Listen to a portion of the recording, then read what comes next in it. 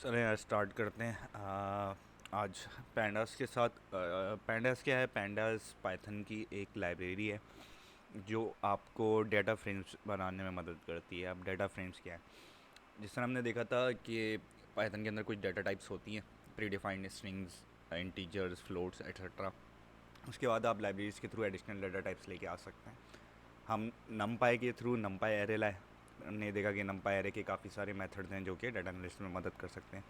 इसी तरह एक और डेटा टाइप है जो कि पांडास में अवेलेबल होती है, वो कहलाता है डेटा फ्रेम। और डेटा फ्रेम को आप एक्सेल वर्कबुक की एक शीट या एक टेबल की तरह कंसिडर कर लें कि अगर आप एक पूरी की पूरी टेबल इंपोर्ट कराते हैं पाइथन में पैंडास के थ्रू, तो वो डेटा फ्रेम की डाटा टाइप पे इंपोर्ट हो जाती है।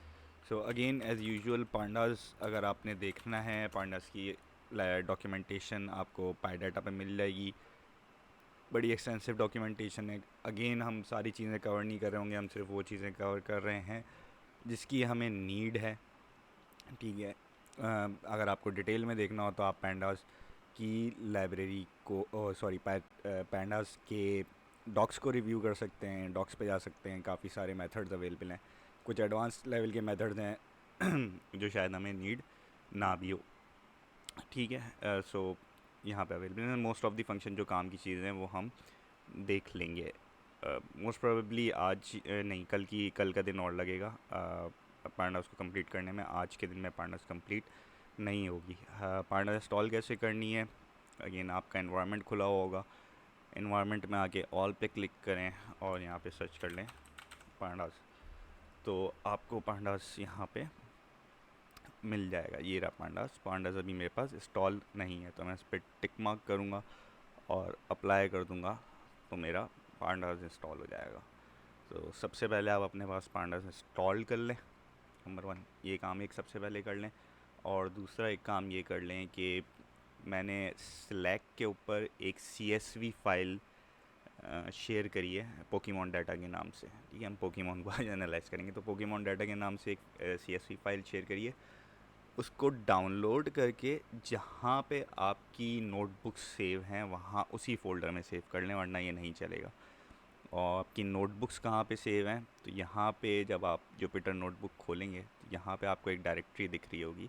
सो मेरे पास डॉक्यूमेंट्स के अंदर डाटा शेडलॉक्स के अंदर अपनी सारी नोटबुक्स सेव हैं और यहीं पे मैंने Pokemon data dot CSV save कर लिए। तो उसको डाउनलोड करके अपने पास उसी फ़ोल्डर में सेव कर लें जहाँ पे आपकी नोटबुक सेव है।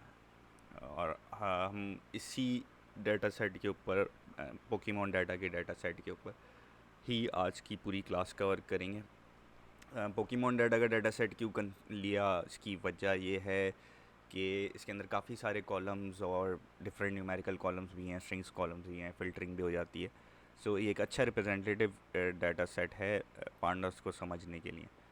सो क्विकली आप लोग इंस्टॉल कर लें और जो CSV फाइल है उसको भी अपने पास सेव कर लें। CSV फाइल होती क्या है? CSV फाइल जो है वो एक कॉमा सेपरेटेड वैल्यू की फ़ाइल होती है।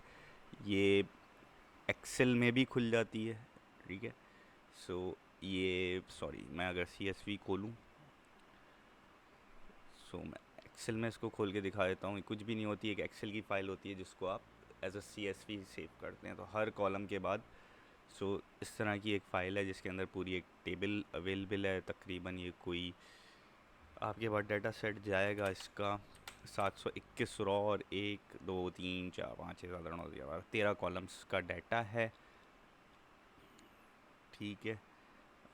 इसको अपने पास कर लें। अच्छा, फ़ाइल CSV है। फिर CSV फाइल अगर आपने किसी तरीके से सेव करनी है, अगर कोई एक्सेल की फ़ाइल आपके पास है तो इसको सेव एज़ में जाके आप यहाँ से ड्रॉप डाउन करके इसको CSV फॉर्मेट में सेव कर सकते हैं। अच्छा, पैंडास CSV भी इंपोर्ट कर सकता है। पांडास XLS जो एक्सेल की फ़ाइल होती है वो भी इंपोर्ट कर सकता है। सो दोनों इंपोर्ट कर सकता है पांडास। हम CSV मेजरली इसलिए लेके चल रहे होते हैं कि आपको याद होगा जब हम MySQL पे काम कर रहे थे, हम बेस से कोई क्यूरी फेच कर रहे थे, तो हमें CSV फॉर्मेट में फ़ाइल अवेलेबल थी। तो अगर आपने डायरेक्ट डेटाबेस से डाउनलोड करके पाइथन में इंपोर्ट कराना हो तो CSV एक ऐसा फॉर्मेट है जो क्रॉस फंक्शनल है। ठीक।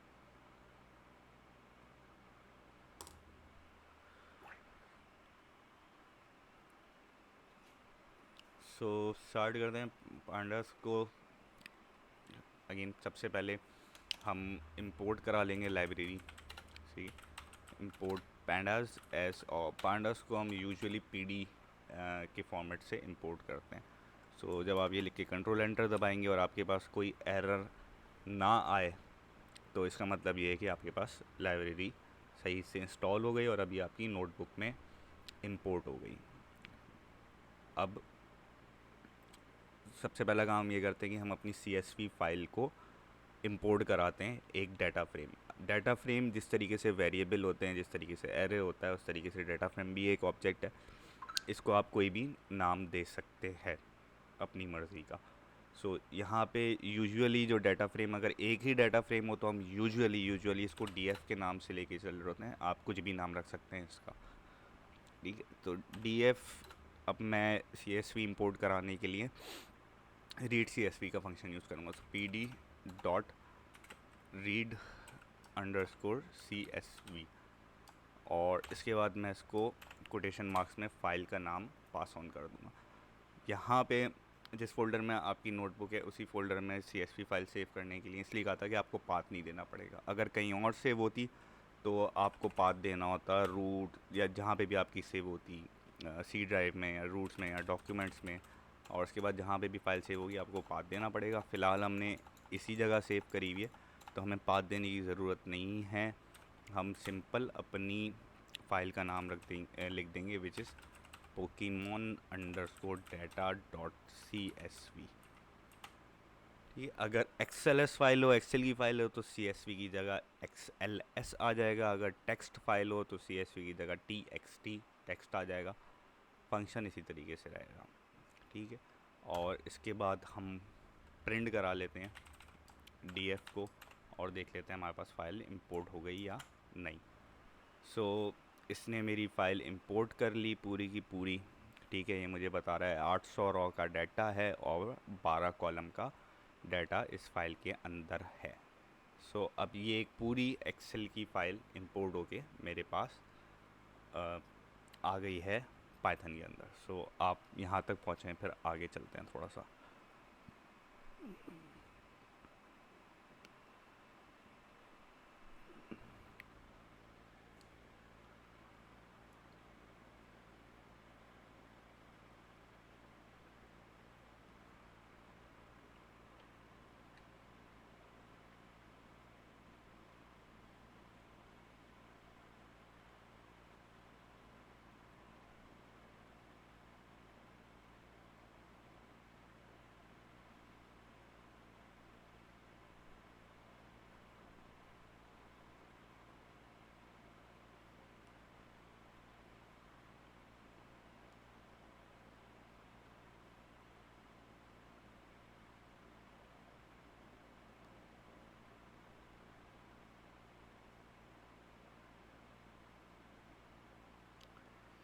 राइट। सो अभी हमने देखा जब हमने फ़ाइल प्रिंट कराई तो इसने पूरी की पूरी फ़ाइल प्रिंट नहीं करी।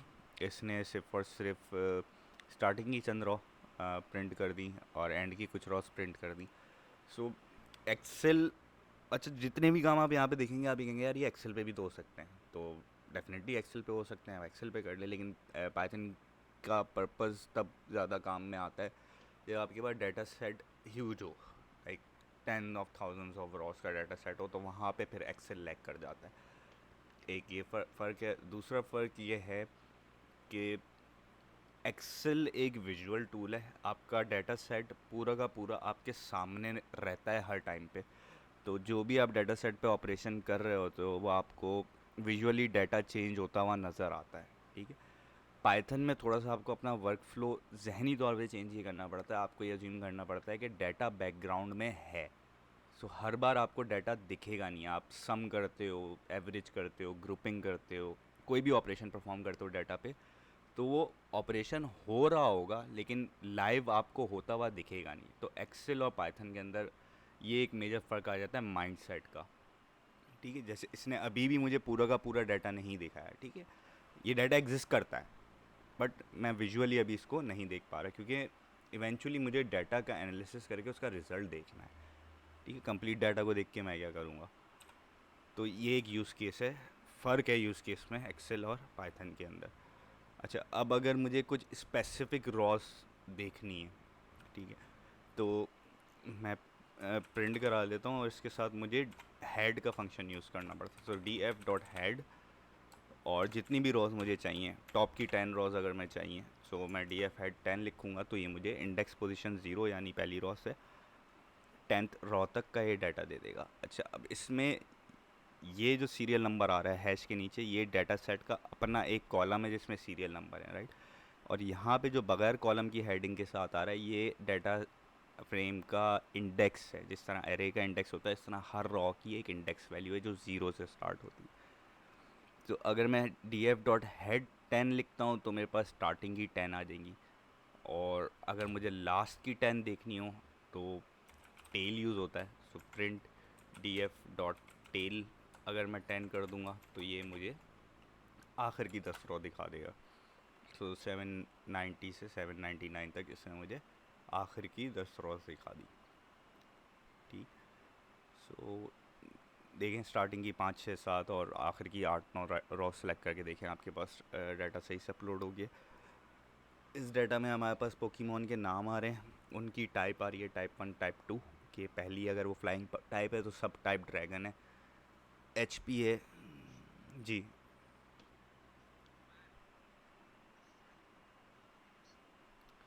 आपके पास डाउनलोड्स में सेव होगी, डाउनलोड्स के अंदर सेव होती है वो फाइल। पाइथन की या वो, अच्छा नोटबुक की फ़ाइल कह रहे हैं। अच्छा, ये जो फोल्डर का आइकन बना हुआ है, इस पर आप क्लिक करेंगे तो बिल्कुल टॉप पे ही आपको पाथ दिखा देता है कि ये कहाँ पे सेव है।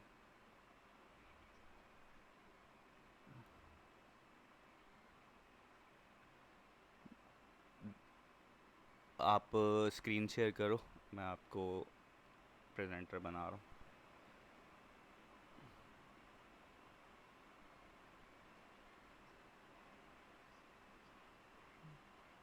हम्म,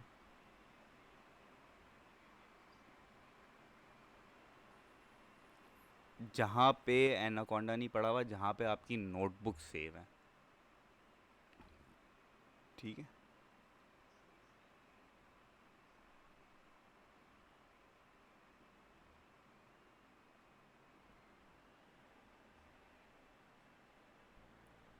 सो ये डायरेक्टली आपके सी फोल्डर के अंदर सेव हो रही है। अच्छा, अब एक काम ये करो, आप बाहर आ जाओ, बिल्कुल टॉप, बिल्कुल अपने ग्रे वाले फोल्डर पे क्लिक करो, वहाँ पे उसके बाद एक नया फोल्डर बना लो।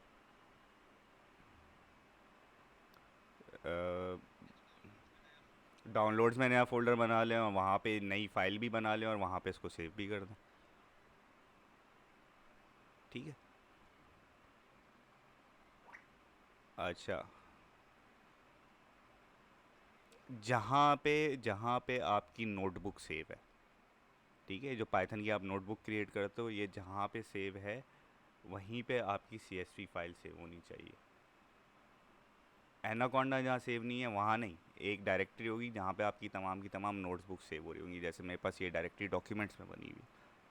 ठीक है, अगर आपको वो डायरेक्टरी नहीं मिल रही है, आप फोल्डर पे क्लिक करो, सबसे बाहर वाली डायरेक्टरी पे आ जाओ, जो भी अवेलेबल डायरेक्टरी है जो आपको विजुअली नज़र आ रही है डाउनलोड्स की, डॉक्यूमेंट्स की, वहाँ पे नई डायरेक्टरी बना दो और वहीं पे नई नोटबुक बना लो, वहीं पे जो है ये फाइल सेव करना है। अच्छा, अगर इन दोनों तरीके से कभी ना हो रही हो तो गिटहब, आई डोंट नो आप लोगों को गिटहब का आइडिया है या नहीं। सो आप गिटहब भी यूज़ कर सकते हो, गिटहब पे यूज़ करके डायरेक्ट लिंक भी, डायरेक्ट वेब लिंक से भी ये फाइल जो है वो हो जाती है सेव। जैसे ही मेरी अपनी गिटहब की रिपॉजिटरी है और इस गिटहब की रिपॉजिटरी में मैं एक फ़ाइल ऐड कर देता हूँ।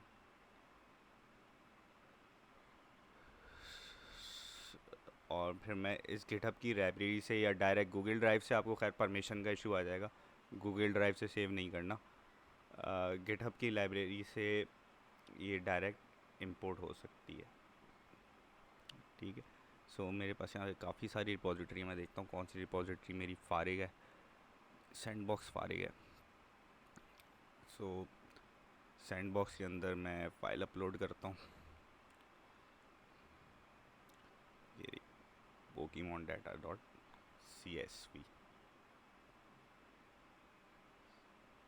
सही, कमिट चेंजेस कर दी तो ये फ़ाइल मेरी आ गई गिटहब रिपॉजिटरी पे। सो ये फ़ाइल यहाँ पड़ी हुई है। लेकिन ये एक प्राइवेट लाइब्रेरी है तो ये फिर मसला करेगा इंपोर्ट करने में। अदरवाइज़ आप इस तरीके से जाके इंपोर्ट फाइल के अंदर जहाँ पे आपने पोकीमोन डॉट CSV लिखा, इसकी जगह अगर आप कोई वेब लिंक भी लिख देते हो तो ये इंपोर्ट कर लेता है। अभी ये इंपोर्ट नहीं करेगा क्योंकि मेरी प्राइवेट लाइब्रेरी है, तो हो सकता है यहाँ पे मसला आ रहा हो। ठीक है, ये ट्रेस बैक कॉल का एरर दे रहा है। इसकी वजह यही है कि मेरी लाइब्रेरी जो है वो प्राइवेट हुई हुई है। पब्लिक लाइब्रेरी, पब्लिक होना ज़रूरी है इसके लिए। सो ये भी एक तरीका है डायरेक्ट नेट से इंपोर्ट करने का। अच्छा, और अगर आपको प्रैक्टिस की, जी,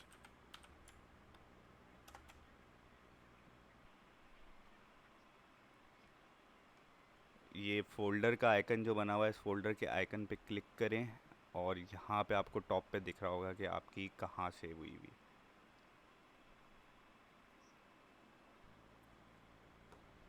अच्छा, अगर आपको प्रैक्टिस के लिए कभी कोई डाटा सेट चाहिए हो कि आपको प्रैक्टिस करनी है, तो एक वेबसाइट है कैगल के नाम से।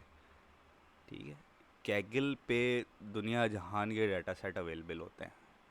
सो मैं अगर कोई भी डाटा सेट देख लूँ, मैं सेल्स का डाटा देख लूँ, इवन ये पोकीमोन का डाटा भी यहाँ पे पड़ा हुआ होगा शायद। मैंने भी यहीं से डाउनलोड किया था। ये पोकीमोन डाटा सेट आ गया। ठीक है, तो ये कैगल पे आपको काफ़ी सारे डाटा सेट्स मिल जाते हैं। अगर आपने प्रैक्टिस करनी हो तो ये पोकीमोन CSV यहाँ पड़ी हुई है, आप यहाँ से भी डाउनलोड कर सकते हैं।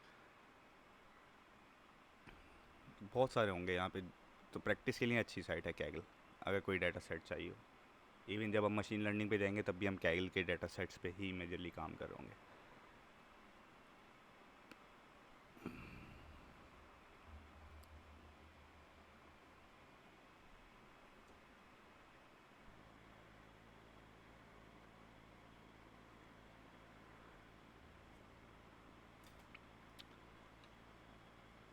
जब आप लोगों का हो जाए, फाइल इंपोर्ट हो जाए तो मुझे बता दिएगा, तो फिर हम आगे चलते हैं।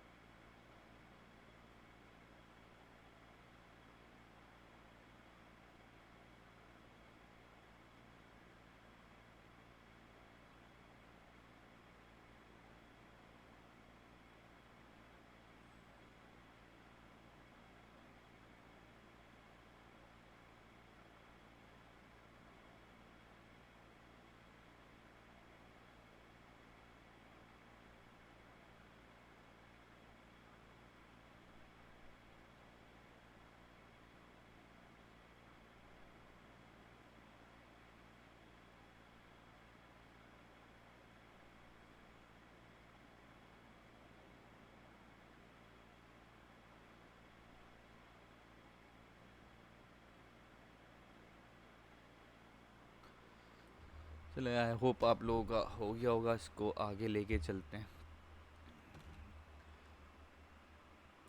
सो हमने देख लिया टॉप की 10 रॉस कैसे प्रिंट होगी, बॉटम की 10 रॉस कैसे प्रिंट होंगी। व्हाट इफ़ के डिस्क्राइब देख लेते हैं, ठीक है। अगर आपको देखना है कि यार आपके पास डेटा के अंदर कितने कॉलम्स हैं, कितनी रॉज हैं, क्या डेटा टाइप्स हैं कॉलम की, ठीक है, और नल है या नहीं है, कितने नल हैं। अगर डेटाबेस की इंफॉर्मेशन, डाटा सेट की इंफॉर्मेशन लेनी हो तो आप df.info लिख दें अगर, और फिर प्रिंट कर दें, तो ये फंक्शन आपको बता देता है कि आपका डेटा का स्ट्रक्चर क्या है। सो ये मुझे बता रहा है कि यार टोटल 12 कॉलम्स हैं, ये कॉलम्स के नाम हैं 800 800। सिर्फ टाइप 2 एक ऐसा कॉलम है जिसके अंदर हमारे पास नल वैल्यूज़ हैं, जिसमें से 414 फुल वैल्यूज़ हैं, बाकी नल वैल्यूज़ हैं।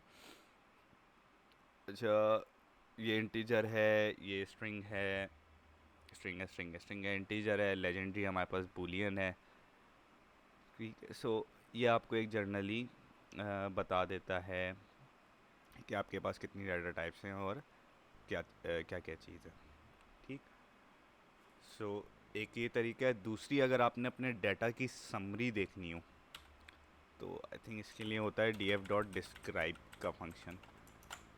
सो जब आप df.describe करेंगे तो जितने भी आपके न्यूमेरिकल कॉलम्स हैं या इंटीजर के कॉलम हैं जिसमें नंबर्स हैं, उसमें आपको ये काउंट बता देता है, आपको मीन बता देता है। तो जैसे मैं अटैक और डिफेंस की पावर्स जो हैं, इनका अगर मीन देखूं तो मीन यानी मीडियन यानी एवरेज वैल्यू जो है वो मेरे पास 79 अटैक की पावर है और डिफेंस की 73 है, और स्टैंडर्ड डेविएशन अटैक की 32 है। दैट मीन्स कि मेरा मैक्सिमम जो है वो 79 प्लस 32 पे लाया कर सकता है, और मिनिमम जो है वो भी 79 प्लस 32 के दरमियान लाया कर सकता है। तो 32 एक आपकी स्टैंडर्ड डेविएशन है। मिनिमम जो है वो 5 है। 25th परसेंटाइल, अच्छा परसेंटाइल क्या होते हैं, 25th 50th 70th या क्वार्टाइल या परसेंटाइल इसको ये कहते हैं कि यार 25% पोकीमोन जो हैं वो 55 से लो अटैक वैल्यूज़ के अंदर अंदर है। इसी तरह 50% परसेंटाइल पोकीमोन जो हैं वो 75 अटैक वैल्यू के अंदर अंदर आ जाते हैं, इसमें 55 वाले भी शामिल होंगे। सो और 75th परसेंटाइल के अंदर जो मेरी अटैक वैल्यू है वो 100 है। मतलब अगर मैं 100 का फ़िल्टर लगाऊं तो 75% ऑफ दी पोकीमोन ऐसे होंगे जिनकी 100 या 100 से कम अटैक वैल्यू है। So this is called percentile.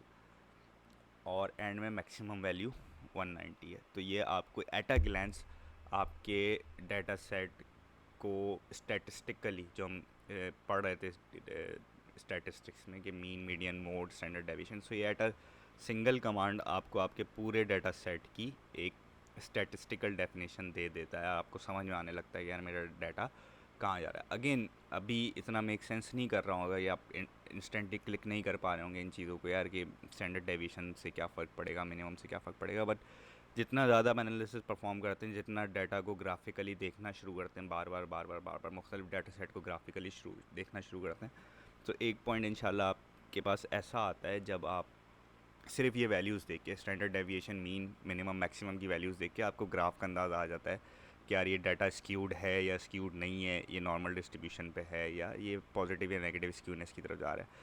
Currently मेरा जो ये डाटा सेट मुझे जो इससे नज़र आ रहा है, it is normally distributed data set. 50% जो है वो मीडियन के उधर इस तरह राइट साइड पे होंगी, 50% मीडियम के बैक साइड पे होंगी, और ये नॉर्मली डिस्ट्रीब्यूटेड डाटा सेट है, ठीक। अच्छा, अगर सिर्फ कॉलम्स के नाम चाहिए हो किसी भी डाटा सेट के, सो आप df.columns लिखेंगे तो आपके पास कॉलम के नाम आ जाएंगे सारे के, इसमें कितने कॉलम है। So index obviously data set के बाहर है, उसके बाद हैश यानी नंबर का एक कॉलम है, नेम, टाइप, एट्सेट्रा। सो ये सारे आपके पास कॉलम आ गए। सो अभी हम क्या कर रहे थे, हम df.print लिख रहे थे बार बार। सो अगर आपको खाली डाटा फ्रेम देखना ही है तो आप df भी लिख देंगे तो आपके पास डाटा फ्रेम इस तरीके से शो हो जाता है। df is the data frame name, ये कुछ भी हो सकता है, दानियाल डाटा शर्लॉक, जो भी नाम आप देना चाहें उसको हो सकता है। अच्छा, ये सारे कॉलम दिखा रहा है। अगर मुझे कोई एक स्पेसिफिक कॉलम देखना हो तो वो किस तरीके से देखेंगे। सो आप df के अंदर डीएफ के अंदर जब भी कोई कॉलम नेम डिफ़ाइन करने चाहें तो याद रखिएगा ये एक एरे ऑब्जेक्ट है, तो आपने कॉलम के नेम भी स्क्वायर ब्रैकेट्स के अंदर देने। सो मैंने कहा सारे नेम नेम का कॉलम जो है उसको डिस्प्ले कर दो। अब मैं एंटर दबाऊंगा तो ये मुझे सिर्फ नेम का कॉलम दिखा रहा है, राइट। और एक से ज़्यादा कॉलम अगर देखने हो तो इसी तरह आप एरे के अंदर पास कर दें। मैं इनकी नेम देखना चाह रहा हूँ और इनकी टाइप 1 देखना चाह रहा हूँ। नेम और टाइप 1 देखते हैं क्या आ रही है।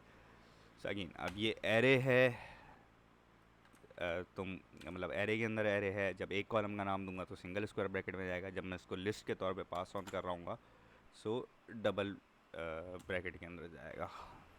अच्छा, टाइप 1। सो अब ये मेरे पास नेम और टाइप 1 के कॉलम आ गए। तो इस तरीके से आप कॉलम एक या एक से ज़्यादा कॉलम देख सकते हैं। सो इसको भी यहाँ से अपने पास ट्राई कर लें। सबसे पहले डिस्क्राइब करके देखें अपना डाटा सेट, कॉलम्स निकालें और उसके बाद एक और दो कॉलम्स आइडेंटिफाई करके देखें।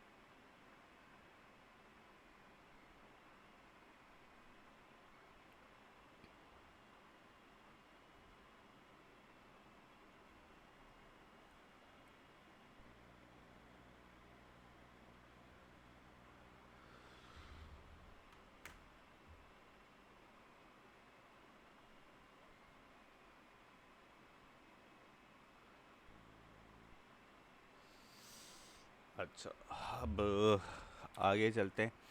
ये हमने एक कॉलम को आइडेंटिफाई करके देख लिया, ठीक है। अब अगर हमें एक रॉ चाहिए हो खाली, ठीक है, तो वो किस तरीके से निकालेंगे।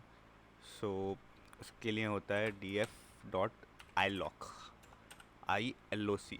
ये एक क्रिटिकल फंक्शन है। iloc हम बार बार मुख्तलिफ फंक्शन के साथ यूज़ कर रहे होंगे। अगर हमें सम करना है तो हम iloc यूज़ लगा रहे होंगे, ग्रुपिंग करनी है तो iloc, फिल्टर करना है तो iloc। iloc एक सिंपल सा एक मेथड है जो आपको किसी डाटा फ्रेम के अंदर किसी भी पोजीशन के ऊपर पहुंचने में मदद करता है। सो जब मैंने iloc 0 लिखा, सो iloc 0 का मतलब ये है कि मुझे जो है पहली रॉ का पूरा डाटा दे दो। तो ये पहली रॉ को डिस्क्राइब कर रहा है। सो कॉलम नंबर हैश या कॉलम हैश के अंदर 1 है, कॉलम नेम के अंदर बल्बुसार है, कॉलम टाइप 1 में ग्रास है, कॉलम टाइप 2 में पॉइजन है, HP में 445 है। So this is all the data definition of a single raw. अब मैं कोई भी रॉ ले सकता हूँ। मैं इंडेक्स पोजीशन 0 की जगह इंडेक्स पोजीशन 3 रॉ ले लूँ। सो ये मुझे थर्ड का दिखा रहा है, थर्ड पोकेमॉन की सारी चीज़ें दिखा रहा है, ठीक है। सो iloc काम किस तरीके से करता है। iloc को अगर हम डिफ़ाइन करने जाएं, लेट्स सपोज, सो iloc को आप डिफ़ाइन इस तरीके से करते हैं। ये iloc के अंदर पहले आपके पास आते हैं रॉ और उसके बाद आता है कॉलम, ठीक। This is how you define an iloc position. अब अगर आपको थोड़ा थोड़ा याद आ रहा हो तो जब हम एरेज़ के अंदर या यूजली एरेज़ और लिस्ट के अंदर जब पार्टीशनिंग कर रहे होते थे तो हम यही टर्मिनोलॉजीज़ यूज़ कर रहे होते थे। लेट्स सपोज़ कि अगर मुझे 4 रॉस चाहिए, सही है, तो मैं 0:4 लिखूँगा तो ये मुझे 3 रॉस का 0:3 लिखूँगा तो ये मुझे 3 रॉस का डाटा दे देगा, क्योंकि आखिरी इंडेक्स से पहले वाला 0, 1, 2 और एक उससे पहले वाले इंडेक्स पे ये रुक जाता है, ठीक है। तो अगर मुझे 4 लिखूँगा तो ये थर्ड इंडेक्स वैल्यू भी दे देगा. सो this is how you locate different Ross in iLock. और अगर मैं कॉलम लिख देता हूँ, लेट सपोज 1 से 2, सो असूलन इसने मुझे पहला मेरा इंडेक्स का कॉलम आ गया और दूसरा मेरा नेम का कॉलम आ गया, 2 कॉलम दिखाएगा. अगर मैं 5 लिखूं तो ये HP तक चला जाएगा. तो इस तरीके से मैं अपने बड़े डाटा सेट को छोटे डाटा सेट में या अपनी मर्ज़ी की वैल्यूज़ के ऊपर लेके आ सकता हूँ अगर मुझे इंडेक्स वैल्यूज़ पता है. कल की क्लास में हम ये भी देख रहे होंगे हम फ़िल्ट्रेशन कैसे करेंगे. हम फ़िल्टर करके भी डाटा को कम ज़्यादा कर सकते हैं. बट अगर आपको डेफिनेट पता है कि सपोज़ कि आपने सिर्फ एक विजुलाइजेशन बनानी है जिसमें सिर्फ HPs दिखानी है, तो आप HP का कॉलम आपको पता है 0 1 2 3 ये देख लो. नहीं तो आपने ऊपर जो कॉलम्स डिफ़ाइन किए थे, यहाँ पे सारे कॉलम आ रहे थे, तो वहाँ से भी आपको HP का कॉलम नंबर पता चल जाएगा. इट्स यूजुअली आपका जो इंडेक्स नंबर 4 पे ये कॉलम आ रहा होगा, if I am not wrong. So अगर आप यहाँ पे सिर्फ कॉलम 4 लिख देते हो, सो ये आपको HP दिखाना शुरू कर देगा खाली. ठीक है, तो इस तरीके से iLock को आप यूज़ करते हुए अपने पूरे डाटा सेट में डिफरेंट रॉज और कॉलम्स के कॉम्बिनेशन पे जा सकते हैं. अच्छा, अगर एक किसी स्पेसिफिक वैल्यू पे पहुंचना हो, ठीक है, अगर मैं डाटा फ्रेम दोबारा देख लूँ अपना, मुझे यहाँ जाना है सपोज़ चारमेंडर पे. सो चारमेंडर इज़ 4th मेरी इंडेक्स वैल्यू की रॉ है और कॉलम नंबर 1 2 3 है. ठीक है, तो अगर मैं इसमें iLock करता हूँ, f.iLocation या iLock, तो मैंने कहा था 4th रॉ और 3rd कॉलम. सो 4th रॉ और 3rd कॉलम पे ये 9 दिखा रहा है. ऐसा कैसे हो सकता है? 4 पे 39, तो 4th कॉलम ये ले रहा है 1 2 3 4, सॉरी, और चारमेंडर मेरा 3rd कॉलम है. 3rd भी नहीं, 2nd कॉलम होगा नेम का. फायर मेरे पास टाइप आ गई और 1st कॉलम चारमेंडर नाम का कॉलम आ गया. तो इस तरीके से आप एक इंडिविजुअल पोजीशन पे भी पहुंच सकते हो. ये इंडिविजुअल पोजीशन काम आती है कभी कभार. आपको लेबल, ग्राफ का कोई लेबल डिफ़ाइन करना है, तो वहाँ पे आप इस तरीके से अपने डाटा सेट में किसी एक पोजीशन पे पहुंच सकते हो. सो इसको देख लें.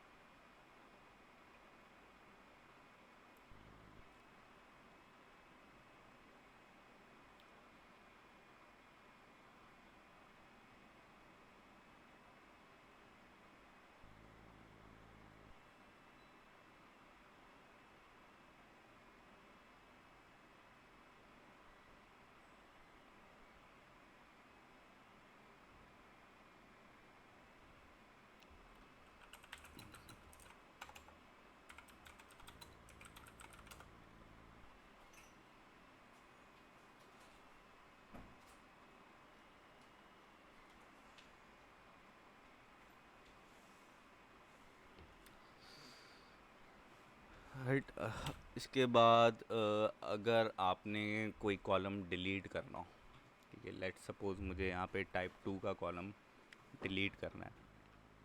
सो अब एक ये तो मेरा ओरिजिनल डाटा फ्रेम है, ठीक है. मैं चाहूँ मैं डायरेक्टली इसमें भी कॉलम डिलीट कर सकता हूँ, लेकिन फिर मेरा डाटा फ्रेम ख़राब हो जाएगा, मुझे दोबारा इंपोर्ट कराना पड़ेगा.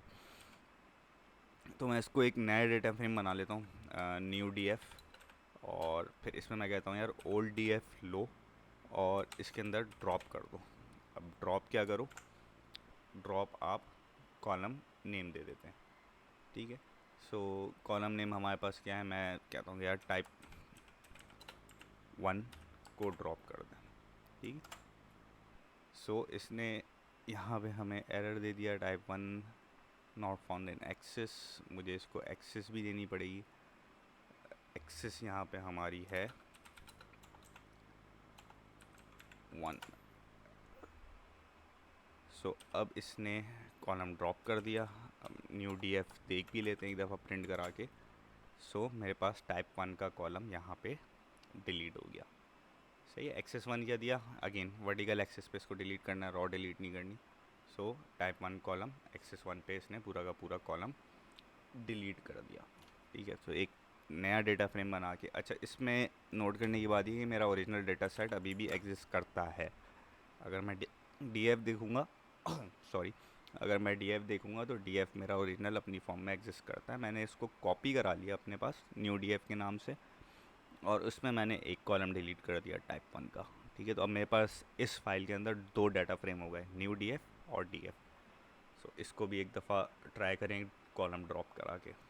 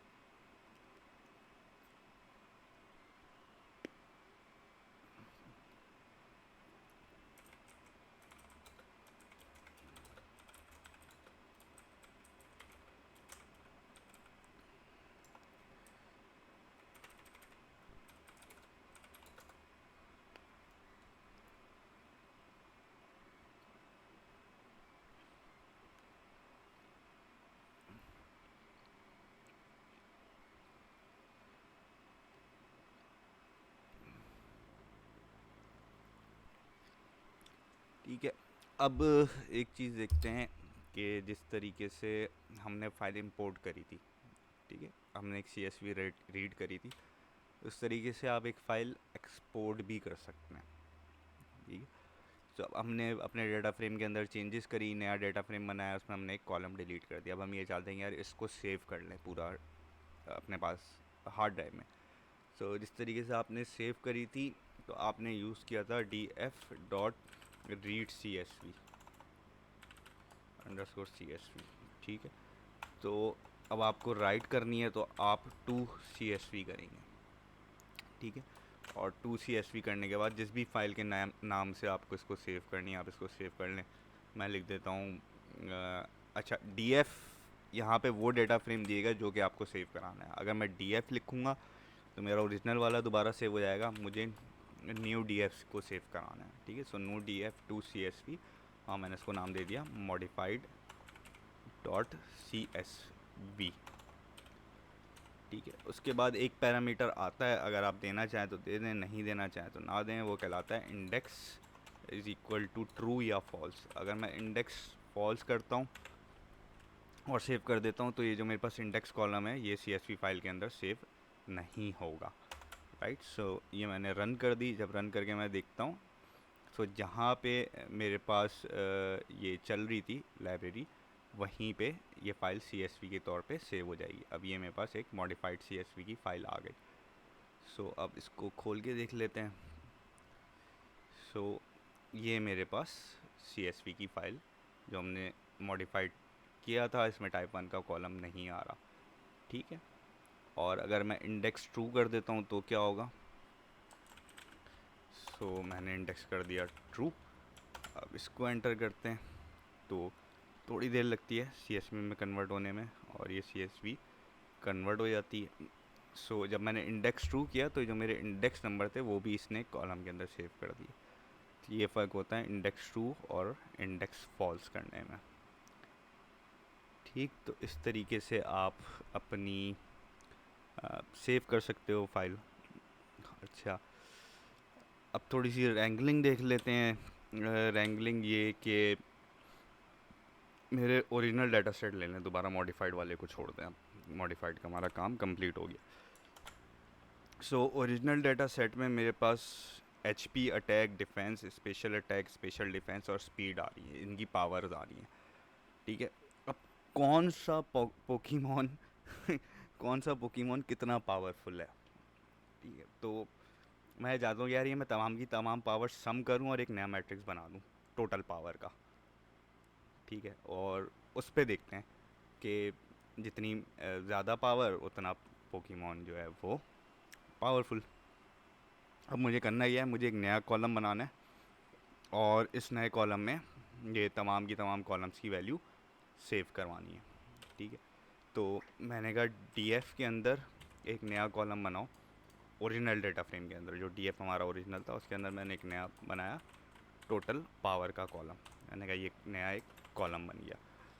अब ये कॉलम किसके बराबर होगा? बिल्कुल लॉजिकल स्टेप है, जिस तरीके से आप मैथ में करते हैं बिल्कुल उसी तरीके से यहाँ पे भी करते हैं।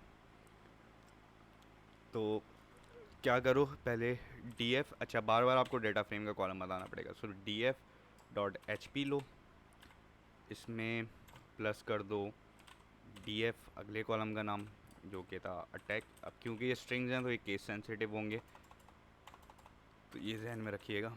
सो अटैक, और इसमें प्लस कर दें DF डिफेंस, इसमें प्लस कर दें DF का SP अटैक, स्पेशल अटैक। ठीक है, इसमें आप प्लस कर दें DF का स्पेशल और डिफेंस। ठीक है, और ये करने के बाद मैं कहूँगा कि DF को दिखा दो कि DF क्या बना। सो अब यहाँ पे क्या मसला आ गया मेरे पास, डिफेंस की स्पेलिंग गलत हो गई, DEFENSE।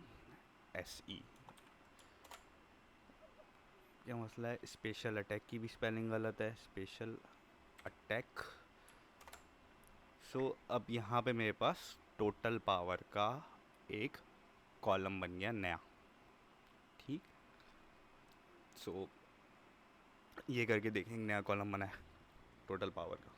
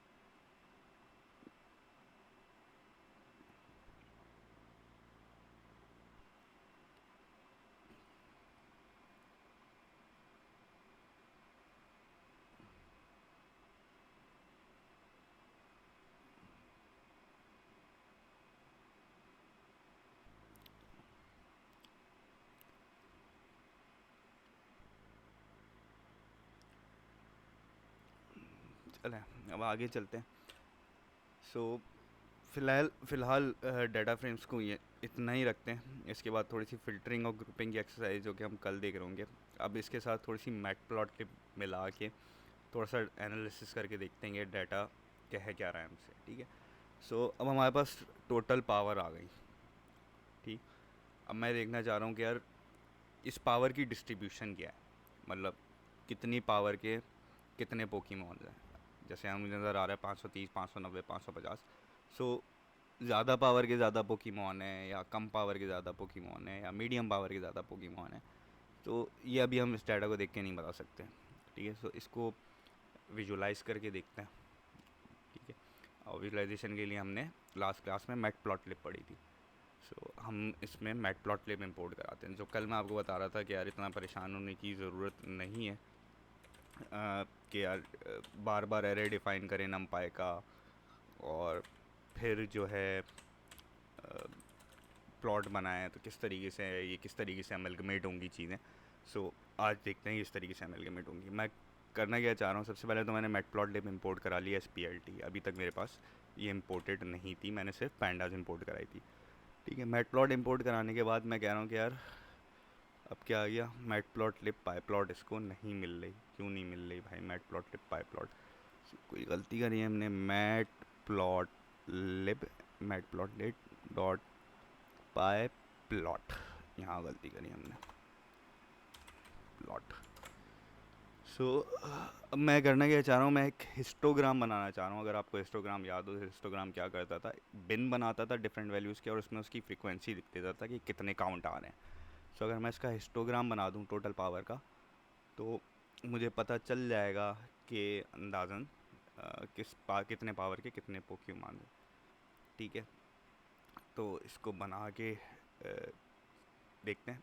अच्छा, मैटप्लॉटलिब पैंडास के साथ इंटीग्रेटेड है, तो हमें टोटल पावर का नंपाई एरे नहीं बनाना पड़ेगा। ग्राफ बनाने के लिए हम सिंपल से क्या करेंगे, हम कॉलम नेम ले लेंगे। मैंने कहा कॉलम नेम आप ले लो टोटल पावर का, ठीक है, और इसको कर दो प्लॉट, ठीक है।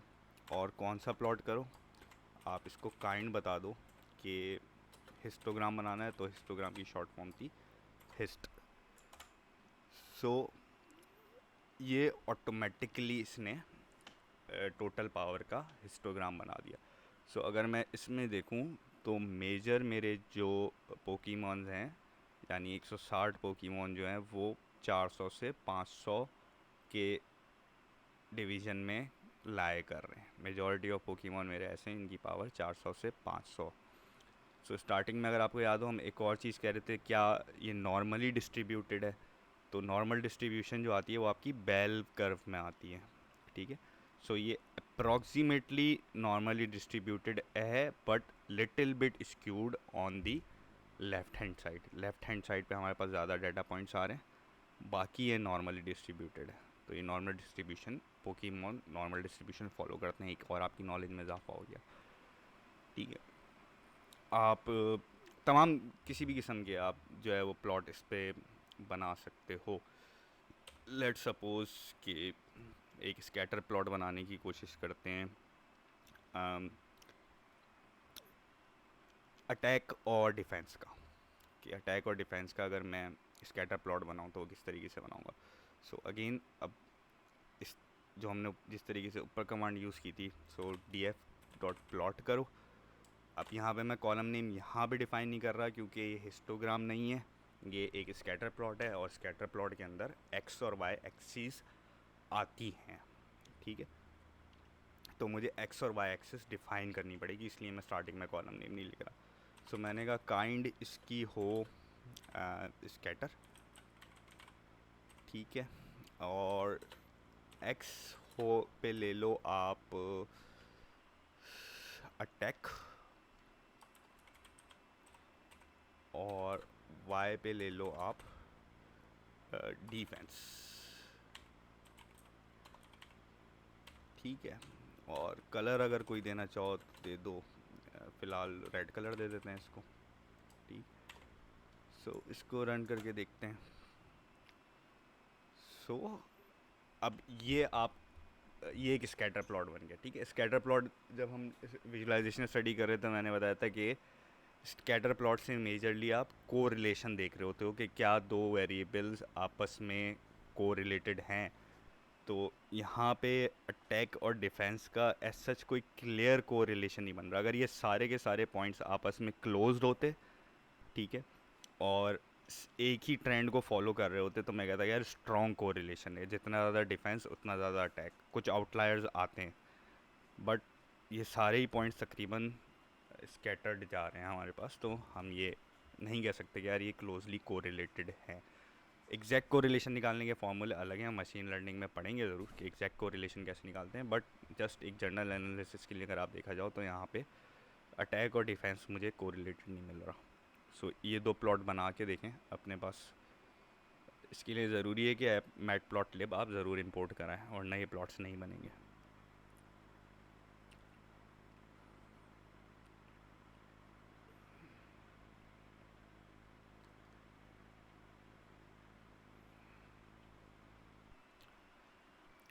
नोट्स में ये सारी चीज़ें नहीं आ रही होंगी। मैं इस फाइल को भी अपने पास सेव कर लेता हूँ ताकि ये भी मैं आपसे शेयर कर सकूँ।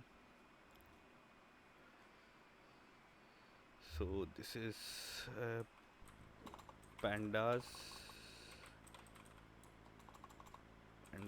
और मैटप्लॉटलिब कंबाइंड, ठीक है, ये भी मैं आपसे शेयर कर दूँगा। सो हम थे यहाँ पे, ये दो प्लॉट हम बना के चेक कर रहे थे अपने पास।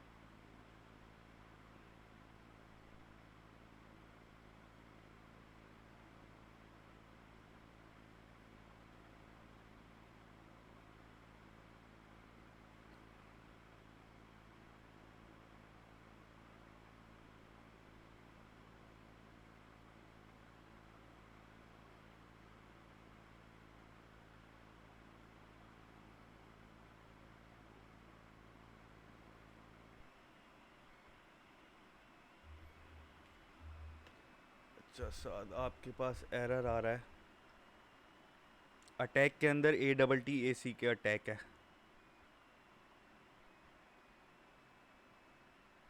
साद, अटैक के अंदर ATTAC के अटैक है। अगर आप यहाँ पे देखें ATTAC के अटैक है, इसको क्रैक करके देखें, आपका चल जाएगा।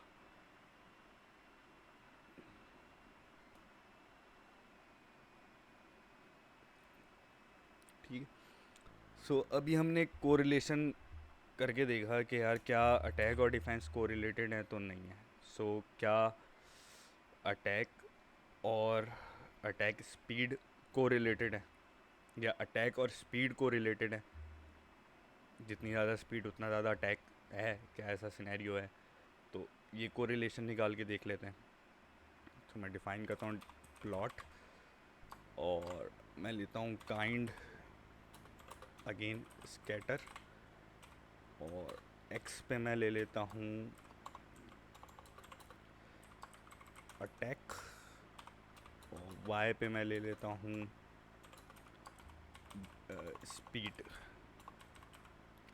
और इस बार इसका कलर चेंज कर देते हैं ग्रीन में।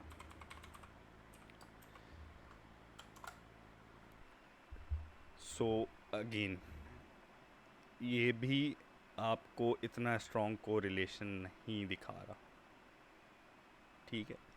सो अटैक और स्पीड भी आपस में कोरिलेटेड नहीं है। सो पोकेमॉन काफ़ी इंटेलिजेंट है। सो अब देखते हैं क्या डिफेंस और स्पीड कोरिलेटेड है। तो मैंने एक और बना लिया, डिफेंस और स्पीड का कोरिलेशन बना लिया। सो अब एक इंटरेस्टिंग चीज़ नज़र आ रही है, ठीक है।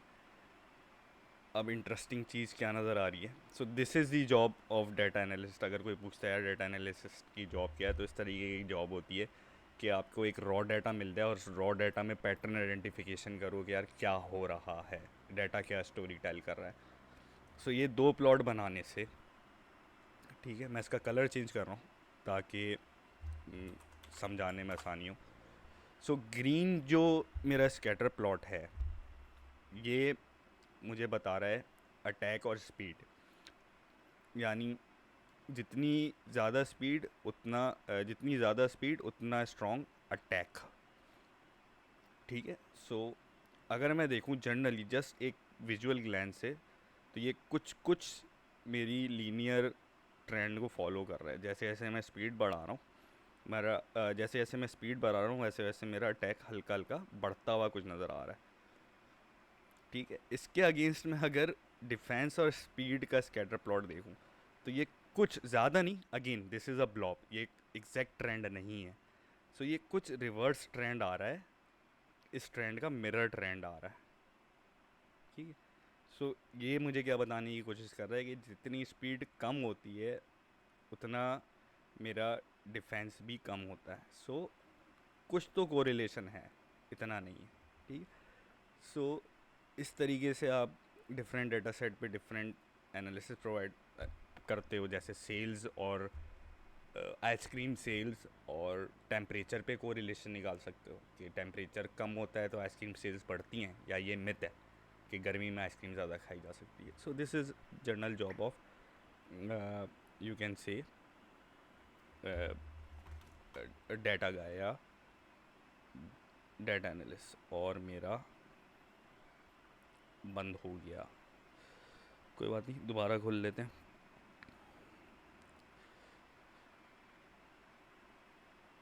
कर सकते हैं, कोरिलेशन कैलकुलेट कर सकते हैं। इसके लिए फिर हमें साइकिट लर्न लाइब्रेरी जो है वो यूज़ करनी पड़ती है, और वो भी करेंगे जब हम मशीन लर्निंग की क्लास ले रहे होंगे। उस टाइम पे हम कोरिलेशन कोफिशेंट भी निकालेंगे कि क्या कोरिलेशन बन रहा है, और उससे फिर हम मशीन लर्निंग मॉडल भी बनाएंगे। अगर कोरिलेशन नहीं बन रहा होगा तो हम डाटा को अपनी ट्रेंड के ऊपर फिट करेंगे और फिर उसको मॉडल करेंगे। सो हो सकता है, पैंडास के थ्रू नहीं हो सकता फ़िलहाल। मैटप्लॉटलिब में इसको ज़रूर देखेंगे कि कोरिलेशन कोफिशेंट क्या आता है। ठीक है। अच्छा, और देखते हैं स्कैटर प्लॉट के अलावा और क्या कर सकते हैं। बार ग्राफ बना सकते हैं। सो अगर आपने बार ग्राफ बनाना हो तो again D F dot plot और काइंड में इसको लिखना। सो दिस इज़ डैम सिंपल। मतलब इतनी रॉकेट साइंस नहीं है पाइथन। जो लोग कहते हैं यार पाइथन रॉकेट साइंस है, पाइथन रॉकेट साइंस नहीं है। पाइथन का सिंटेक्स सीखना आसान है, इससे आप रिजल्ट क्या निकालते हो वो कमाल आपका है। ठीक है। जैसे मैंने दो ग्राफ बना के एक हल्का सा कोई रिलेशन बनाने की जरूर कोशिश की, तो it's up to you. Python use करना इतना मुश्किल नहीं है। सो अगर मैं बार ग्राफ बनाना चाहूँ, मैं बना लेता हूँ टाइप, टाइप और टोटल पावर का पाई ग्राफ बनाता हूँ। सो मेरे पास एक्स में जो है मैं टाइप 1 ले लेता हूँ, और वाई में जो है वो मैं ले लेता हूँ टोटल पावर। अब ये ग्राफ बनेगा, मेरा टोटल पावर डीएफ में ही आ रहा है या न्यू डीएफ में आ रहा है, ये मुझे चेक करना पड़ेगा। मेरा टोटल पावर डीएफ में ही आ रहा है। सो ये ग्राफ बन जाना चाहिए असूलन। D F dot plot name D F is not defined. Okay, क्योंकि मेरी नोटबुक बंद हो गई थी तो इसने मेमोरी के अंदर सारा का सारा डाटा जो है वो डिलीट कर दिया, तो मुझे दोबारा से सब चीज़ें इंपोर्ट करानी पड़ेंगी। सो मुझे ये भी इंपोर्ट कराना पड़ेगा। मुझे मैट अच्छा हुआ ये एरर हो गया, ताकि आप लोगों को भी कभी समझ में आए कि इस तरह की प्रॉब्लम हो तो क्या करना है। सो अगर आपकी फ़ाइल बंद हो जाए तो मेमोरी से सारा डाटा डिलीट हो जाता है और अपने सारी चीज़ें दोबारा इंपोर्ट करानी पड़ती हैं। ठीक है। सो ये अब मुझे क्या दे रहा है कि टोटल पावर नहीं आ रहा। टोटल पावर डेफिनेटली नहीं आएगा क्योंकि कैलकुलेटेड कॉलम था और यहाँ पे हमने कैलकुलेट किया था। सो अब टोटल पावर आ जाना चाहिए यहाँ पे मेरे पास। सो ये कुछ एरर दे रहा है, ये आ गया मेरे पास टोटल पावर और टाइप 1। अब ये क्यों इतना अजीब सा ग्राफ बना रहा है, इसकी वजह ये है कि अभी ग्रुपिंग नहीं हुई हुई, ठीक है। सो ये हर ग्रास टाइप को, जितनी भी ग्रास टाइप हैं, इनकी वैल्यूज़ अलग अलग शो कर रहा है, ठीक है।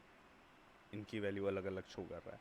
सो इस वजह से ये हमें ग्राफ जो है वो स्पाइक्स की फॉर्म में दिख रहा है। कल जब हम ग्रुपिंग कर लेंगे, जब हम ग्रुपिंग और फिल्टरिंग कर लेंगे, तो ये specific single single bar graphs आ रहे होंगे। ये आ जाएगा। और इसके अलावा हम लाइन चार्ट भी बना सकते हैं। लाइन चार्ट की कोई कंडीशन हमारे पास बनती है या नहीं बनती। सो अगेन मैं फिर लाइन चार्ट बनाने नहीं जाऊँगा, तो मुझे फ़िल्टरिंग करनी पड़ेगी, और मैं फ़िल्टरिंग अभी करना नहीं चाह रहा। इस पे फ़िल्टर में ये होगा कि मैं लिख दूँ, जिस तरह हम एसक्यूएल के अंदर फ़िल्टर करते थे, where type 1 is equal to grass, तो सिर्फ ग्रास वाले उठ के आ जाएंगे और उसका हम लाइन चार्ट बना के देख सकते हैं। सो चाह नहीं रहा मैं आज वो करना, क्योंकि या क्या करें, आप लोगों को यहाँ तक समझ में आ गया तो आज ही पैंडास को ख़त्म कर दें। व्हाट डू यू गाइस से, या ये ज़्यादा हो रहा है आज के लिए?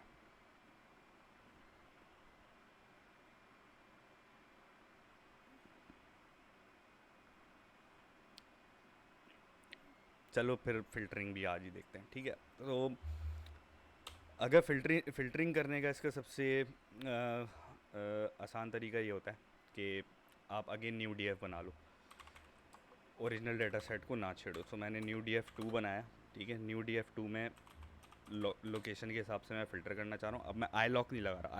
आई लॉक से मैं किसी स्पेसिफिक पोजीशन पे पहुँचता हूँ, लॉक से मैं जनरल लोकेशन कोई भी आइडेंटिफाई कर सकता हूँ। मैंने कहा लोकेशन लेके आओ सारी वो, जिसमें अब इसको टपल पास करना पड़ेगा। डी एफ में मैंने लिख दिया टाइप 1 जो है, अगेन दिस कॉलम नेम है तो मेरा स्ट्रिंग में होगा, टाइप 1 बराबर हो लेट से ग्रास के, ठीक। ये क्लोज करा, टपल क्लोज करा, यहाँ पे स्क्वायर ब्रैकेट नहीं आएगा, सिर्फ कॉलम नेम के आगे स्क्वायर ब्रैकेट आता है। उसके बाद मैंने इसको कहा ग्रास, और मैंने इसको बंद कर दिया, और मैंने कहा न्यू DF2 दिखा दो ज़रा। सो क्या हुआ कि उस DF से इसने एक नया DF बनाया, ठीक है। और मैंने फ़िल्टर लगा दिया था कि वो सारी लोकेशंस लेके आओ जिसमें DF टाइप 1 के कॉलम में सिर्फ ग्रास आ रहा हो। तो ये सारे के सारे ग्रास वाले लेके आ गया कॉलम, ठीक है। इतना करें ज़रा, फिर इसका एक लाइन चार्ट बना के देखते हैं।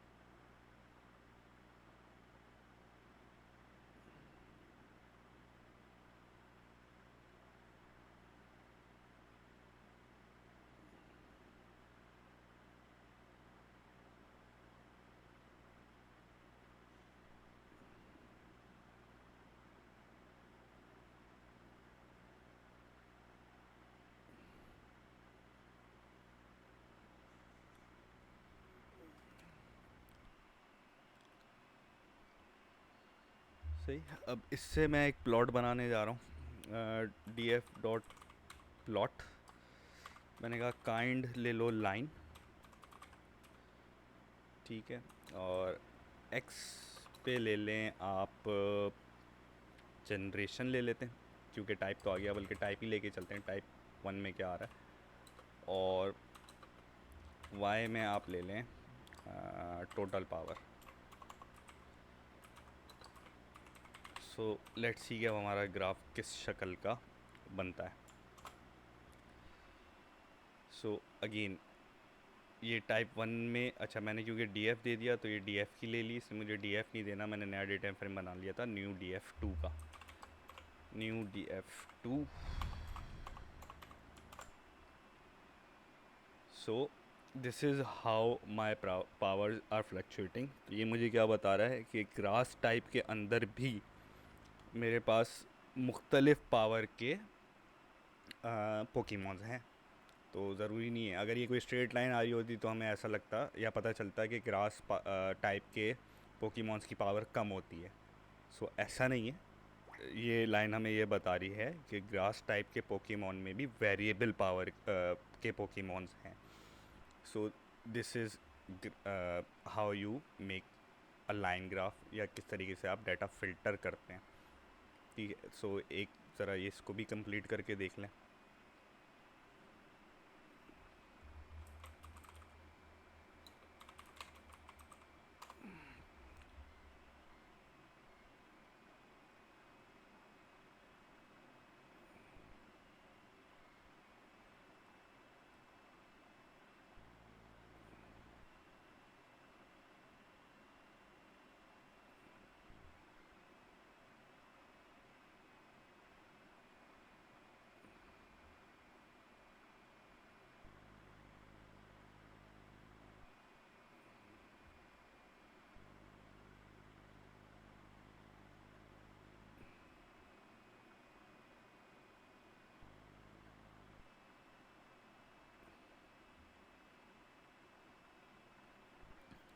ठीक है, सो अभी हमने प्रीवियसली फ़िल्टर किया था ग्रास। सो व्हाट इफ़ कि मैं इसको मज़ीद फ़िल्टर करना चाहूँ। मैं ये कहता हूँ कि यार ग्रास के अंदर सिर्फ पॉइजन्स वाले दिखाओ। ठीक, सो इसको किस तरीके से फ़िल्टर आउट करेंगे।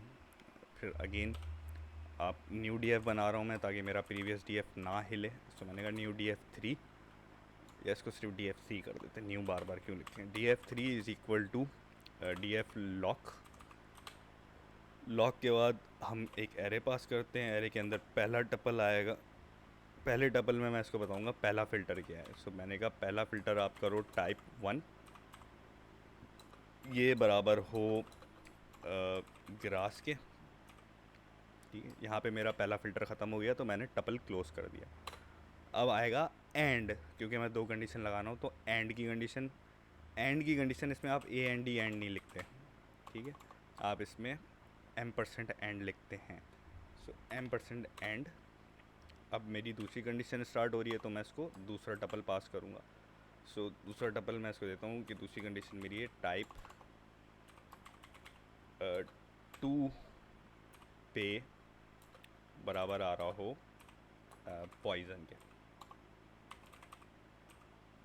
ठीक है, ये मैंने इसको दूसरा टपल दे दिया और ये मैंने ओवरऑल एरे, सबसे पहला वाला एरे क्लोज कर दिया। अब मैं कहता हूँ DF3 को प्रिंट कराऊँ। सो यहाँ पे एक फुल स्टॉप फालतू का लग गया। सो अब इसने मुझे फ़िल्टर कर दिए टाइप 1, ओ सॉरी टाइप 1 ग्रास और टाइप 2 पॉइजन के मेरे जितने भी पोकेमॉन्स थे वो इसने फ़िल्टर कर दिए। सो इस तरीके से आप मल्टीपल कंडीशंस लगा के कोई भी डाटा सेट फ़िल्टर कर सकते हैं। सो ये भी ट्राई कर लें।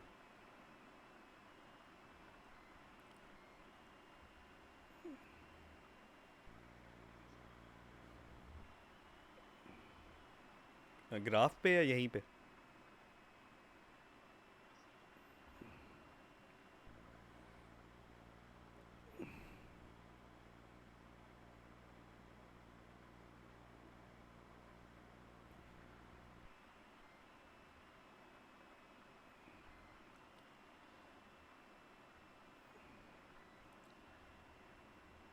अच्छा, इस डाटा फ्रेम को अगर आपने गौर से देखा हो, अगर गौर से देखा हो तो इस पे एक कहानी ये हुई है कि इंडेक्स वैल्यू या इंडेक्स पोजीशंस जो हैं वो सारी की सारी मेरी वो उठ के आई हैं जो ओरिजिनल डाटा सेट की इंडेक्स पोजीशन थी। सो लेट सपोज आईविस, और या बल्कि आप ये ले लो ऑडिश की मेरी ओरिजिनल डाटा सेट में इंडेक्स वैल्यू 48 थी, तो जब इसने फ़िल्टर किया तब भी ये 48 ही ले रहा है।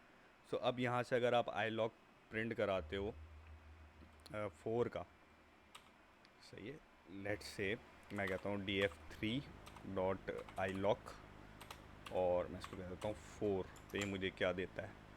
सो ये मुझे 43 ऑडिस निकाल के दे रहा है, ठीक है, ये 43 मुझे यहाँ पे ला के दे रहा है, लेकिन जब मैं इंडेक्स देख रहा हूँ तो 48 आ रहा है। So this is somewhat ambiguous. तो अगर आपने इंडेक्स रीसेट करने हो, ठीक है, सो आप क्या करेंगे, df3 डॉट रीसेट इंडेक्स, ठीक है।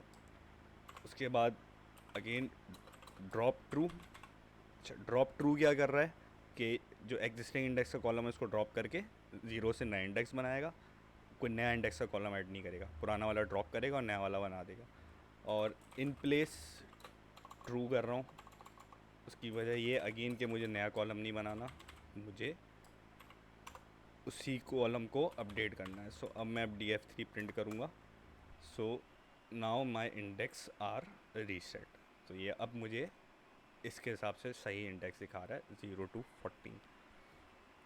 सो अगर आप किसी भी डाटा सेट को कॉपी करें या नया डाटा सेट बनाएं फ़िल्टर करके और उस पर आपको मज़ीद एनालिसिस करना हो तो इट्स बेटर कि आप इंडेक्स को रीसेट कर लें। सो जब ये फ़िल्ट्रेशन की बात आई है, सो लेट्स से कि आपको फ़िल्टर ही करना है और आप ये चाहते हो कि कुछ वैल्यूज़ जो हैं वो आप ऐड कर दो या कुछ वैल्यूज़ आप चेंज कर दो फ़िल्टर की कंडीशन के हिसाब से।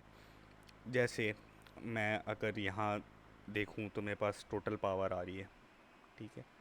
सो मैं एक कंडीशन अगर इस पे लगाऊँ, दोबारा इतना लंबा लिखने की ज़रूरत नहीं है, लिख लेते हैं चलें।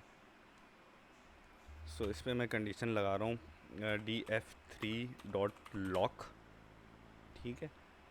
df3 डॉट लॉक में आप करो जाके df3 डॉट डॉट नहीं column total power,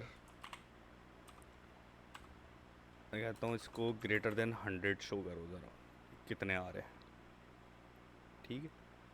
so total power is greater than 100 और इसको प्रिंट करके देखते हैं। सो मैंने अब कोई नया डेटा फ्रेम नहीं बनाया, मैंने इसे फ़िल्टर करके देख लिया कि यार 100 से ऊपर वाले कितने मेरे पास आ रहे हैं। अब मैं चाहता हूँ ये कि जितने भी 100 से ऊपर वाले आ रहे हों यहाँ पे एक नया कॉलम बने और स्टेटस का, और स्टेटस में मैं लिख दूँ कि इनकी पावर हाई है, ठीक। सो मैं इसी फ़िल्टरेशन को इस्तेमाल करते हुए ये काम भी कर सकता हूँ। सो मैं नया डेटा फ्रेम दे रहा हूँ अगेन क्योंकि मुझे ओरिजिनल में छेड़खानी नहीं करनी। तो मैंने कहा df4 बनाओ, नया डेटा फ्रेम बनाओ जिसमें df3 की लोकेशंस ले लो सारी, जहाँ पे df3 की टोटल पावर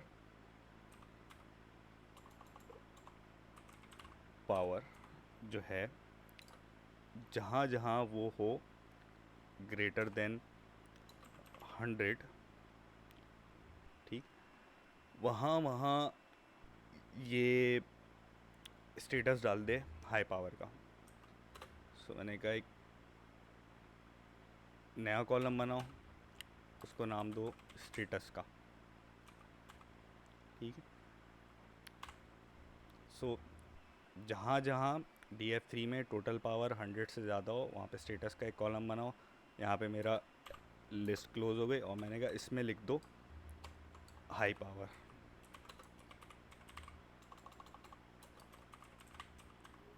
ठीक। मैंने कहा मुझे ज़रा df4 प्रिंट करके दिखा दो। सो ये फुल स्टॉप गलत लग गया, ये कहाँ पे क्या एरर दे रहा है, ये मुझे एरर दे रहा होगा इसका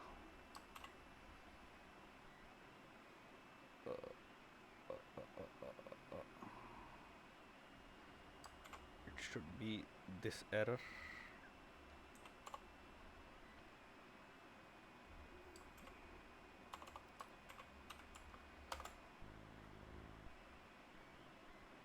सॉरी,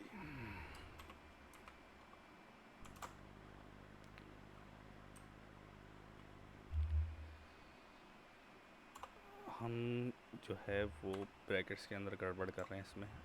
थोड़ा सा कॉम्प्लिकेटेड हो रहा है ये।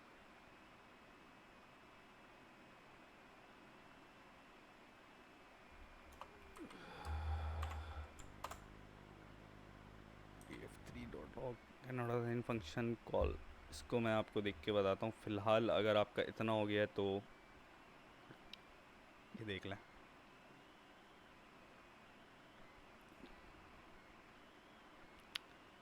मैं ज़रा सिंटेक्स चेक कर लूँ कि मैं एरर कहाँ पे कर रहा हूँ।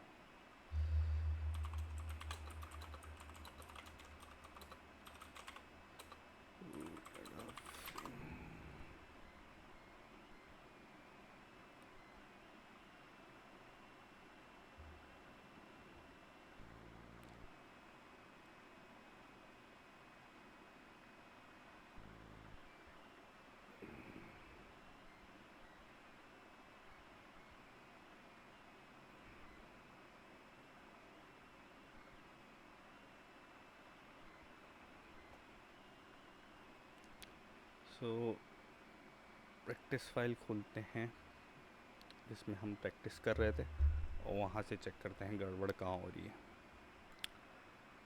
डाउनलोड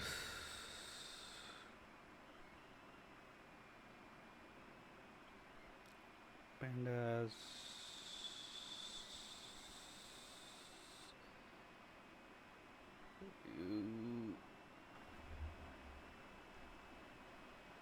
इंडेक्स आ गया रेप 2 HP।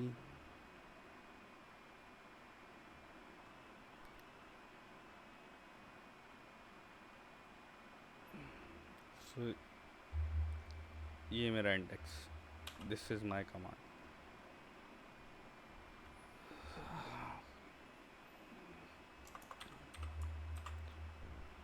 सो हमने गड़बड़ कहाँ करी। पहला bracket df3 total power greater than this. इसके बाद मैंने कहा दिस को हटा दो और यहाँ पे df4 ले लो।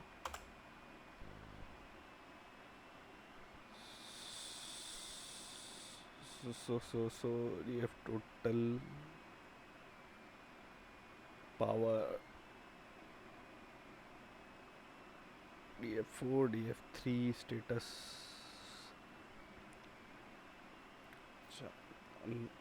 Sorry my mistake.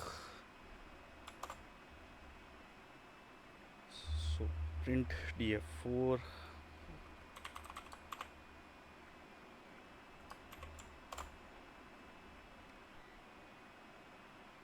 क्यों गड़बड़ कर रहा है यार, इसको गड़बड़ करनी नहीं चाहिए।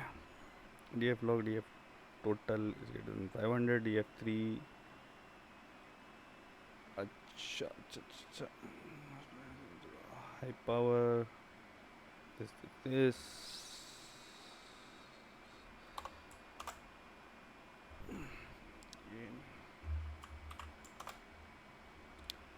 सो भाई इस पे मुझे थोड़ा सा टाइम है। अब कल तक का हमारे पास कल की कहानी आई गई दोबारा। कल को इसको दोबारा देख लेते हैं। मैं थोड़ा सा देख लूँगी मेरा डाटा फ्रेम कहाँ पे गड़बड़ कर रहा है। Number 1 apologies for that. और कल ज़रा ग्रुपिंग भी देखते हैं कि ग्रुपिंग किस तरीके से होगी। ठीक है, ग्रुपिंग क्या करता है, जिस तरीके से हमने फ़िल्टर करें हमें फ़िल्टर करने की ज़रूरत नहीं हो रहेगी, डायरेक्टली स्टैट्स को जो है वो ग्रुप कर देगा। ठीक है, अभी तक इसमें कोई सवाल आप लोगों का?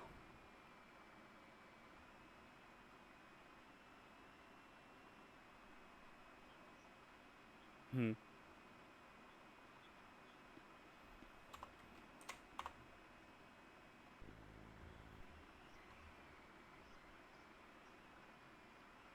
हम्म अच्छा, पाइथन का एडवांटेज कहाँ पे आता है? नंबर 1, अगर आपका डाटा सेट बड़ा हो। ठीक है, नंबर 1। नंबर 2, देखो मेरी मेरी एक जनरल थिंकिंग है, हो सकता है आधे से ज़्यादा लोग इससे इत्तेफाक ना करते हो। हर टास्क का ना अपना एक स्पेसिफिक टूल होता है। ठीक है, अगर आपने सिर्फ इतना ही प्रिलिमिनरी एनालिसिस करना है तो Excel for you is much faster, क्योंकि उस पर आपकी प्रैक्टिस है और एक्सेल पे कंटिन्यू करो। ठीक है, व्हाट इफ़ कि अगर मुझे इस पूरे डाटा सेट को ट्रांसफ़र करना होता किसी मशीन लर्निंग मॉडल पे। ठीक है, और मैं ये कहता कि मैं उसको कोई भी टोटल पावर बताऊं और मुझे प्रिडिक्ट करके बता दे ये कौन सी टाइप का पोकेमॉन होगा। ठीक है, तो मुझे इसी डाटा सेट को उठा के ले आना पड़ेगा मशीन लर्निंग मॉडल में, और फिर वहाँ पे मेरे पास पाइथन की नीड आ जाएगी। नंबर वन, इसलिए पाइथन चाहिए होता है। नंबर टू, एक और चीज़ मैं आपको दिखा देता हूँ जो कि हम करेंगे, लाजमी करेंगे, कि व्हाट इफ़ अगर आपने डैशबोर्ड्स बनाने हैं। ठीक है, आप एक डाटा एनालिस्ट हो, आपकी सपोज़ करो कॉल सेंटर की एक टीम है, कॉल सेंटर की टीम को अपने मैट्रिक्स दिखते हैं। ठीक है, और आपको उनको डैशबोर्ड बना के देना है। तो क्या ये फिजिबल है कि आप एक्सेल शीट या एक गूगल की शीट बनाओ, उसमें सारे ग्राफ्स बनाओ, उसमें सारे मैट्रिक्स बनाओ, और वो शीट रोज़ाना शेयर करो अपनी कॉल सेंटर की टीम के साथ कि वो अपने मैट्रिक्स देख सकें? ठीक है, मेरे ख्याल में ये फिजिबल नहीं रहता इस तरीके से डैशबोर्ड शेयर करना, नंबर वन। नंबर टू, अभी तक आप देख इस तरीके से रहे हो कि आपके पास एक CSV फाइल है और आप एक्सेल पे परफॉर्म कर रहे हो। ठीक है, व्हाट इफ़ कि आपके पास डाटा ही डेटाबेस में हो। ठीक है, और फिर आपको एनालिसिस करना, तो आप एक्सेल को डेटाबेस से कनेक्ट करो, उसमें फिर एनालिसिस करो, और फिर जाके आप इसको पब्लिश करो। राइट, सो ये मतलब some sort of doesn't make sense. ठीक है, सो मैं आपको एग्जांपल दिखा रहा हूँ जो कि रियल लाइफ एग्जांपल मेरे अपने ऑफिस की है। ठीक है, जहाँ पे हमने एक डैशबोर्ड बनाया हुआ है पाइथन में, और उसके पीछे CSV फाइल ही है, वो CSV फाइल भी मैं आपको दिखा देता हूँ। सो ये डैशबोर्ड कर क्या रहा है? अच्छा, इस डैशबोर्ड का लिंक मैंने तमाम के तमाम जितने भी मेरी ऑपरेशंस टीम है, मैंने उन ऑपरेशंस टीम के साथ ये लिंक शेयर किया हुआ है। ये डेली अपडेट होता रहता है और वो देखते रहते हैं। सो ये क्या कर रहा है, ये टोटल लीड्स बता रहा है कितनी आई है, इसमें से रेफर्ड लीड कितनी है, नॉन रेफर्ड लीड कितनी है, डेली मेरे पास कितनी लीड गिर रही हैं, और कौन से मेजर मोबाइल टाइप्स हैं जो कि वो लीड मांग रही है। बाय द वे, हम किस्त पे या उम्मीद के अंदर जो है वो इंस्टॉलमेंट्स पे मोबाइल दे रहे होते हैं। ठीक है, तो ये उनकी लीड्स हैं।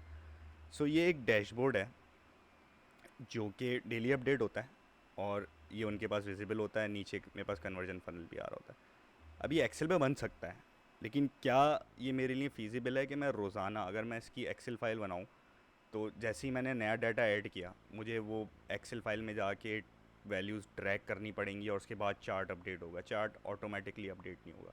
ठीक है, तो इस पर इसके पीछे मैंने किया हुआ क्या है, इसके पीछे मैंने पूरी एक पाइपलाइन बनाई हुई है। मैं जाता हूँ, अपने डेटाबेस से डाटा डाउनलोड करता हूँ, और डायरेक्ट वो CSV फाइल गिटहब पे डंप कर देता हूँ। ठीक है, तो जैसे ही वो फाइल मैं गिटहब पे डंप करूँगा, ये डैशबोर्ड मेरा अपडेट हो जाएगा। तो मुझे बार बार एक्सेल में जाके ग्राफ्स की और चार्ट्स की टेबल्स और वैल्यूज़ चेंज करने की ज़रूरत नहीं पड़ती। ठीक है, मैंने गिटहब के अंदर एक रिपॉजिटरी बनाई हुई है प्राइवेट। ठीक है, ये मेरी रिपॉजिटरी है। इस रिपॉजिटरी के अंदर ये वो CSV फाइल पड़ी हुई है। ठीक है, ये वो सारी CSV का डाटा है, ये सारा वो एक्सेल का डाटा है जो कि मेरे पास डाटाबेस से निकल के आता है। अब आप इमेजिन करें कि कितनी कितनी रॉस का डाटा है, कितनी लीड्स हैं, तकरीबन 4-5 हज़ार से ज़्यादा लीड्स हैं, और ये डेली तकरीबन 100-150 लीड्स आती हैं। तो 100-150 लीड इस शीट में अपडेट हो, मैं एक्सेल पे जाके फिर चेंज कर रहा हूँ, वो वर्केबल नहीं रहता। सो मैं डायरेक्टली ये करता हूँ, मैं इसको उठाता हूँ, यहाँ पे डायरेक्ट फाइल ऐसे ही डंप कर देता हूँ, और मैंने सिर्फ एक बार मेहनत करी है डैशबोर्ड बनाने में, और ये अपलोड हो गया।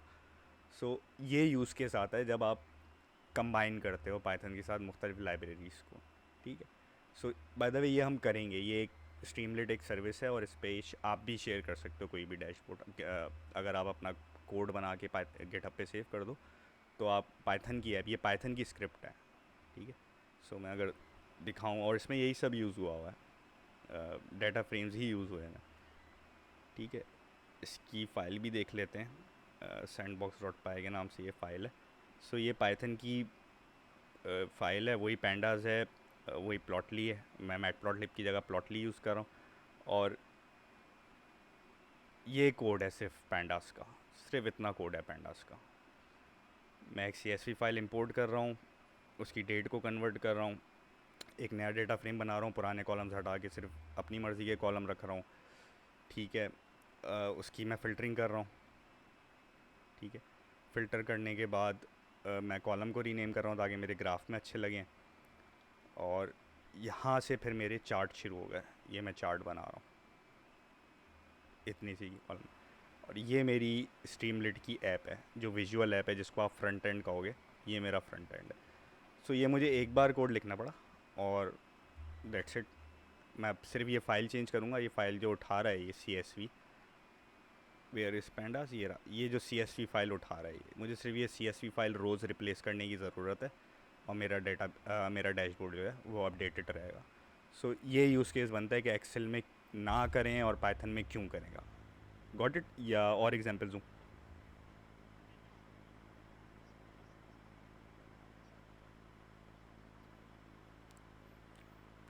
डेफिनेटली मैं गिटहब टर्मिनल से गिट पुश कर देता हूँ डेली की बेसिस पे। और इवन मैंने अपनी रिपॉजिटरी की एक्सेस अपने जूनियर एनालिस्ट को भी दी हुई है, कभी वो कर रहा होता है कभी मैं पुश कर रहा होता हूँ, सिंपल। और ये एक डैशबोर्ड नहीं, अब ये जब कंपनी ने देख लिया कि यार इस तरह का काम हो सकता है, अब इसके लिए उनको कोई नया एनालिटिकल डेटाबेस बनाने की ज़रूरत नहीं पड़ी। ये मैं प्रोडक्शन डीबी से ही डाटा उठा रहा हूँ, ठीक है। तो अब वो सारे के सारे डैशबोर्ड जो हैं वो ऐसे ही बन रहे हैं, तो ये एक नुकसान भी हो गया हमें ये चीज़ करने का कि अब हमें एनालिटिकल डैशबोर्ड नहीं मिला। सो एनी अगेन वही थॉट प्रोसेस है कि यार डाटा एनालिस्ट जो होता है ना वो इंफ्रास्ट्रक्चर का मोहताज नहीं होना चाहिए, उसके बाद इतना स्किल सेट होना चाहिए। अगर आपके पास इंफ्रास्ट्रक्चर नहीं भी है तो आप काम कर सको, राइट। सो ये दूसरा डैशबोर्ड है जो व्हाट्सएप से हमारे पास लीड्स आती हैं, ये उनका डैशबोर्ड है। तो ये डैशबोर्ड भी उसी तरीके से बना हुआ है। सो हैं मुख्तलिफ यूज़ केस हैं कि आप एक्सेल पे ना करो।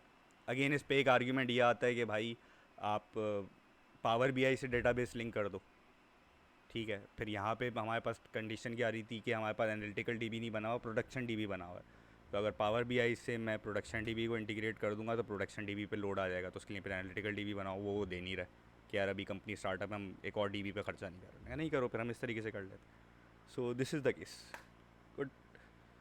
सो ये भी बनाएंगे जब हम वेब एप्स की बात करते हैं, तो इस कोर्स का वेब एप्स वाला पार्ट है ही ये कि आप ऑनलाइन डैशबोर्ड कैसे बनाओगे। सो कल मिलते हैं गाइस, कल की शॉर्ट क्लास होगी, तकरीबन आधे पौने घंटे की क्लास होगी, इसमें हम ग्रुपिंग देख लेंगे और ये वाली कंडीशन भी देख लेंगे, क्योंकि ये अभी काम नहीं कर रही लेकिन इसका तरीका ये काम करने का, क्योंकि मैंने अपनी अभी जो आपको कोड दिखाया उसमें भी इसी तरीके से काम कर रहा है। So let me sort this out कि इस वाले डेटा फ्रेम पे क्यों नहीं चला, and I will meet you guys tomorrow, right. See you there. अल्लाह हाफिज़।